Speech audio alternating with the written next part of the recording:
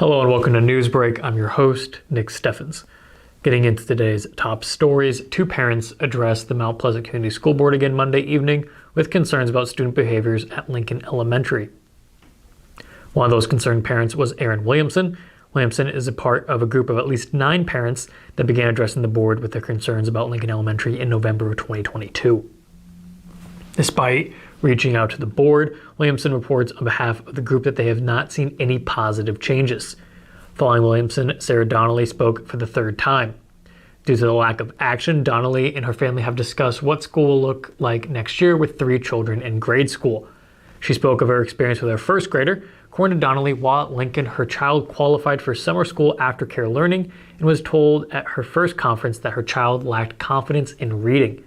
After just 2 months at Harlan, her child is now starting TAG, which stands for Talented and Gifted. After seeing the difference switching schools made in her own child, Donnelly questioned the school district's contemplation of moving to grade-level schools.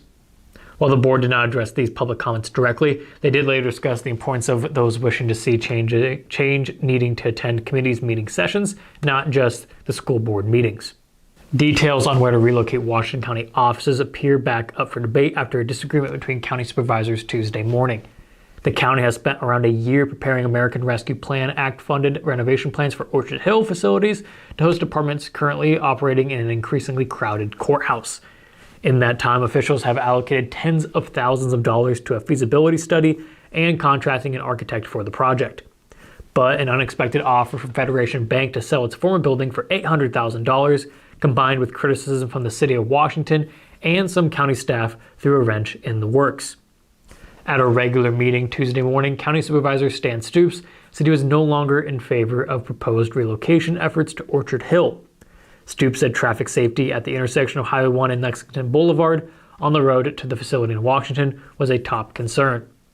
While the county has already sunk noteworthy cost into planning for Orchard Hill option, Stoops said that shouldn't prevent a pivot to other options.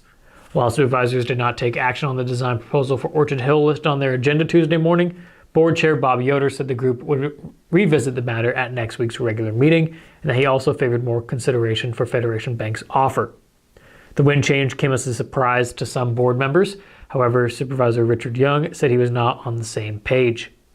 Supervisor Marcus Fedler was the county's liaison to contractors for the project at Orchard Hill, which he has been a vocal proponent of. He said he was less enthusiastic about the Federation Bank space, claiming it had a smaller footprint and also that the two buildings may not be mutually exclusive. County supervisors voted unanimously Tuesday morning that they would appoint a replacement to outgoing County Attorney John Gish rather than hold a special election for the position. The vote puts plans in motion to find a replacement to Gish, who will begin a position as Iowa's Assistant Attorney General for Victim Services in late January. County Supervisor Jack Seawood Jr. said officials would start looking for appointees right away. County Auditor Dan Widmer said the public could still require a special election by petition with a deadline of 14 days after an eventual appointment is announced. Still, Gish said he recommended the appointment process, which was how he initially came to serve the county in 2017. As the county awaits applicants for the office, supervisors have named Anthony Janey as the interim. Janey previously served as the county attorney during Gish's deployment to Kuwait in 2020 and was still on county pay records as a casual part-timer for the attorney's office. Starting January 16th, Janey will return to full-time status as the interim county attorney until a longer-term replacement is appointed or elected. When an appointment is made, state code says the office of county attorney would come up for re-election again in the next general election, in this case 2024. The office would then return its 4-year term after another election in 2026, placing it back on the midterm election cycle. We're going to take a quick break, and when we come back, we'll take a look at the weather and sports. Since 1905, Kelowna Cooperative Technology Company has helped our community stay connected with the latest advancements in clear, dependable telecommunications services. KCTC provides rural Iowans with access to high-speed fiber internet, as well as phone, television, computer repair, and cybersecurity solutions. We're also proud supporters of local organizations and area schools within the community. KCTC, keeping Kelowna connected.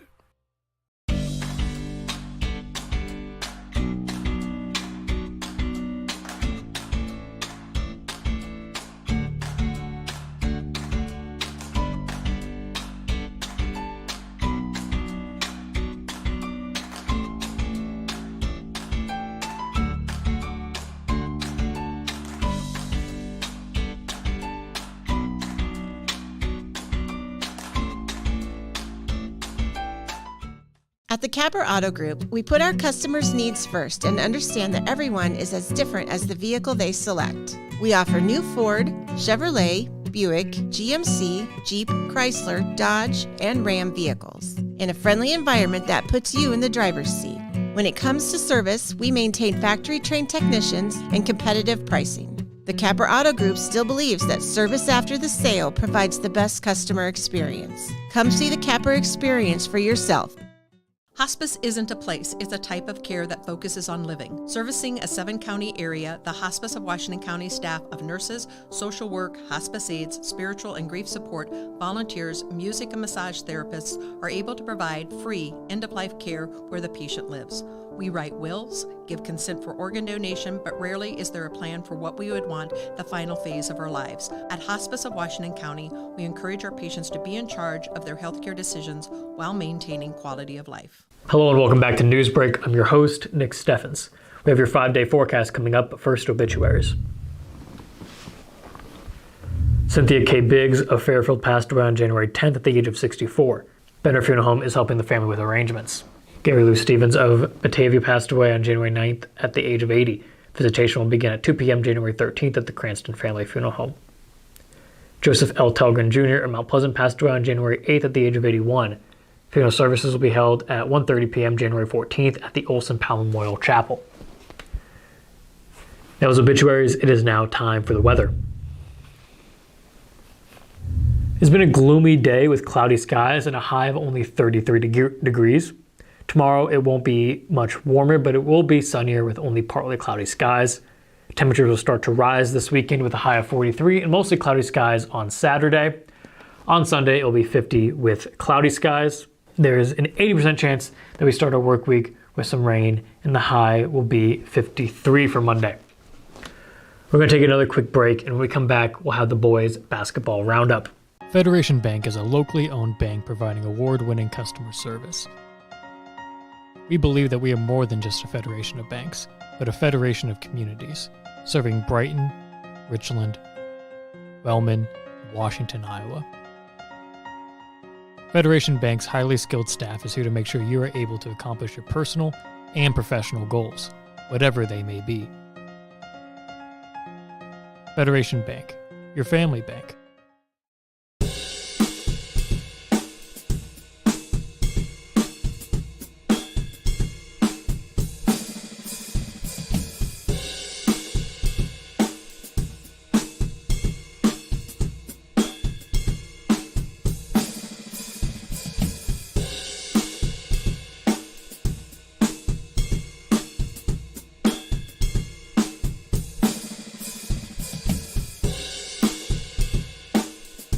Family owned and operated by Andy and Sarah Ross. Ross Auto has been your vehicle repair and maintenance headquarters since 1935. We specialize in all makes of cars and light-duty trucks. With our variety of available services, let us help you keep rolling and your vehicle operating efficiently. Services include general auto repair, alignments, brakes, fuel injection, and more. Schedule your appointment today at 319-653-5656. That's 319-653-5656. Tammy takes the time and has the personal interest in each one of us. I don't worry about what's going to happen because I know my policy is taken care of. She pulls what I need and puts it together, which is the program I get from her. Every year she calls around September, so it says, there's changes again, and I'm going to do the best thing for you. It's been perfect. She does a great job. Hello and welcome back to Newsbreak. I'm your host, Nick Steffens. It is now time for sports. And now, sports. Brought to you by Fairway.